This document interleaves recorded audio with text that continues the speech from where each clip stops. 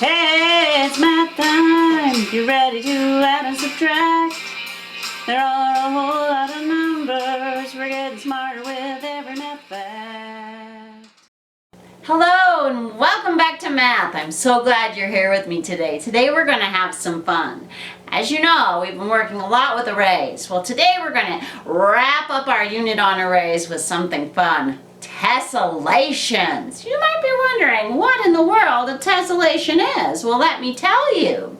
A tessellation is a pattern made out of repeating shapes that covers a surface completely without overlapping or any gaps left over. Like a checkerboard.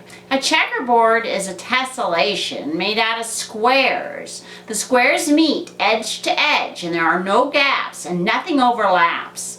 The pattern of bricks on this wall is also a tessellation, just it's made out of rectangles.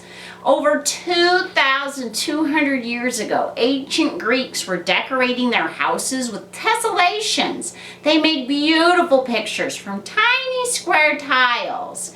Early Persian and Islamic artists also created spectacular tessellating designs. More recently, the artist M.C. Escher used tessellations to create beautiful patterns of interlocking creatures like birds and lizards.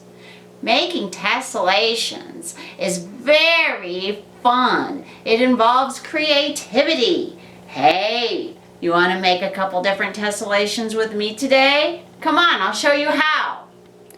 One way to make an array is to use graph paper. I started off by making a 3 by 3 array, which means that I have 3 rows and 3 columns in my array. And I just colored in a pattern. So I kind of did an opposite thing where I went blue, red, blue, and then I did the opposite of that. Went red, blue, red, and then I went back to the original pattern and went blue, red, blue. Now, if we look at this, this is called my core unit. And what I'm going to do is I'm going to just repeat this 3 by 3 array all the way down the graph paper. And then I'll do the same thing and repeat it across, like this. I extended my array and made another one here and another one here. My tessellation's looking good.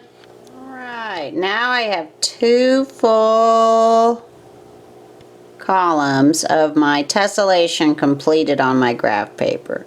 As you can see, I still have one line here left on my graph paper that is not filled in. Now a tessellation has to cover every single bit of the paper. So what I'm going to do in order to finish this and fill this line in is pretend like I'm starting a whole nother core section of my tessellation. So I'm just going to be completing that and putting it over here. A tessellation could go on forever. So what I'm going to do is take this pattern here in this column of my core piece here, and I'm just going to repeat this and color it in over here as if I was moving this whole piece and sticking it here. Here's what it'll look like when I'm done. All right, I've finished my tessellation. Pretty cool, don't you think? And here's a different way to make a tessellation. Start with a little square piece of paper. Cut any design you want out of the bottom of the square. Now, take the piece that you cut out from the bottom and tape it to the top of your square. Next, cut another design out of the side of your square and then take that piece and tape it to this side of your square. Now you're ready. Now, trace your design onto a piece of paper. Then, move your pattern and trace it again. And again. And again. And again until your entire paper has been covered with the design. Now, decorate it. There's my tessellation. What do you think? All right, I hope you had fun learning about tessellations today. Now here comes the exciting part. You need to create a tessellation to show to us, your second grade teachers. You can make your tessellation out of Legos like this. Or perhaps you want to make a tessellation out of blocks like this. Any way that you want to do it is fine with us. I have attached grid paper that you can print out if you would like to make one on paper like I did. You can make one out of cut paper also. That's a fun idea.